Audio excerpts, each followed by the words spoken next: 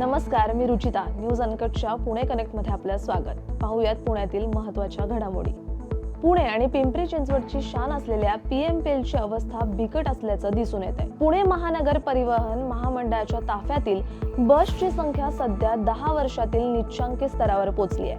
एकेकाळी 2000हून अधिक बस ताफ्यात असणाऱ्या पीएमपीएलच्या बसची संख्या सध्या 1970 पर्यंत खाली आली आहे. त्यामुळे काही भागात प्रवाशांना एक तास बसची वाट पाहावी लागते. जुन्नर तालुक्यातील मांजरवाडी येथील जिल्हा परिषद आदर्श प्राथमिक शाळा व नरसिंह विद्यालय भाग शाळेतील विद्यार्थ्यांना स्टुडंट रायझिंग फाउंडेशन कडून 1200 वह्यांचं वाटप करण्यात आले. या वह्यांसाठी संस्थेने 45,000 रुपये खर्च केले.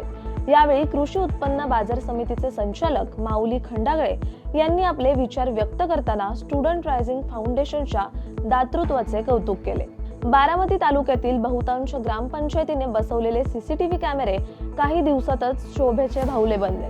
बंद पडणे, केबल तुटून नादुरुस्त होणे, चित्रित होणाऱ्या गोष्टी अस्पष्ट दिसणे आदी समस्यांमुळे सीसीटीव्ही कॅमेरे असून सुद्धा खोळंबा झालाय. सुपा, माळेगाव, वडगाव, निंबाळकर, बारामती तालुका पोलीस ठाण्याअंतर्गत येणाऱ्या अनेक ग्रामपंचायती सीसीटीव्ही कॅमेरे बसवण्याबाबत उदासीन आहे. मात्र सीसीटीव्हीची दुरुस्ती करणे, नवे बसवणे याकडे ग्रामपंचायती लक्ष देत नसल्याने चोरट्यांचे फावत आहे. पुण्यातील मंगळवार पेठेतील काची वस्तीत असलेल्या एका घराला आग लागली. अग्निशमन दलाच्या जवानांनी घटनास्थळी धाव घेऊन आग आटोक्यात आणली. आगीत गृहोपयोगी साहित्य जळालं असून सुदैवाने कोणतीही जीवितहानी झाली नाहीये. पुण्याच्या चाकण औद्योगिक वसाहतीत कैलास स्टील कंपनीच्या मालकावर गोळीबार करण्यात आल्याची घटना घडली आहे. कंपनी मालक कंपनी बाहेरच उभे असताना दुचाकीवरून आलेल्या दोघांनी त्यांच्यावर बेछूट गोळीबार केला होता. सध्या कंपनी मालकावर डॉक्टर उपचार करत असून या प्रकरणी पोलीस तपास सुरू आहे. पुणे सोलापूर रस्त्यावरील शेवाळेवाडी परिसरात भरधाव बसने पादचारी ज्येष्ठ दाम्पत्याला धडक दिल्याची घटना घडली आहे. अपघातात पादचारी ज्येष्ठ नागरिकाचा मृत्यू झाला असून या प्रकरणी हडपसर पोलिसांनी बस चालकाविरुद्ध गुन्हा दाखल केलाय.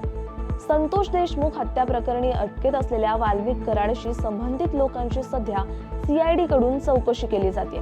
वाल्मिक कराडची दुसरी पत्नी मंगल जाधव यांच्या नावे पुण्यात काही ठिकाणी मालमत्ता आहेत. या मालमत्ता खरेदी करताना पुण्यातील माजी नगरसेवकाने मध्यस्थी केल्याचा संशय. या प्रकरणी माजी नगरसेवक दत्ता खाडे यांची चौकशी केली जाते. पुण्याचे रहिवासी असलेल्या भावा बहिणीचा केरळमध्ये दुर्दैवी अंत झाल्याची घटना समोर आली आहे. तिरुवनंतपुरमच्या एका हॉटेलमध्ये ते मृतावस्थेत आढळले असून मृतावस्थेत असलेली बहीण दिव्यांग होती. त्यामुळे दिव्यांग बहिणीच्या उपचारासाठी दोघे तिरुवनंतपुरमला आल्याचा संशय व्यक्त केला जातोय. घटनास्थळी पोलिसांना एक सुसाईड नोट सापडली असून त्यात आमच्याकडे ना घर आहे ना नोकरी, आमचा मृतदेह नातेवाईकांकडे सुपूर्द करू नका असं त्या नोटमध्ये लिहिलंय. पुणे शहरात पिस्तुलांच्या खरेदी विक्रीत सहभागी असलेल्या टोळीला गुन्हे शाखेच्या युनिट 2, युनिट 3 आणि सिंहगड रोड पोलीस ठाण्याच्या तपास पथकाने सराईतांसह 9 आरोपींना बेड्या ठोकल्या. कारवाईमध्ये पथकांनी गावठी बनावटीची 7 पिस्तुले आणि 11 जिवंत काडतुसे असा सुमारे 2,87,00,000चा मुद्देमाल जप्त केलाय. या कारवाईमुळे पिस्तूल खरेदी विक्रीचे मध्य प्रदेश, पुणे, सातारा कनेक्शन उघड झाले.